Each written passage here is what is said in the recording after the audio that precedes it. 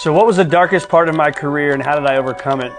Jeff asked me that, a buddy named Jeff. I look back at that and I can remember vividly where I was sitting in my family room at the first house my wife and I built, and I don't believe we even had kids at this time. And I remember my wife saying, "Hey, your paycheck hasn't been deposited into your account." I had been dreading that conversation because I knew it was coming. I had the conversation and I said, "Yeah, babe, I don't have a paycheck." And she's like, "What do you mean you don't have a paycheck?" And I'm like, she's like, "You've been working a lot." And I'm like, "I know." And I was in the sales industry and early on in my career and in the financial industry, but selling products. I got to a point where I didn't make any sales. I had no income coming in, and here I am trying to look my wife in the eye and tell her that I don't have any money coming in. I just remember it being a very dark spot for me in a bad year.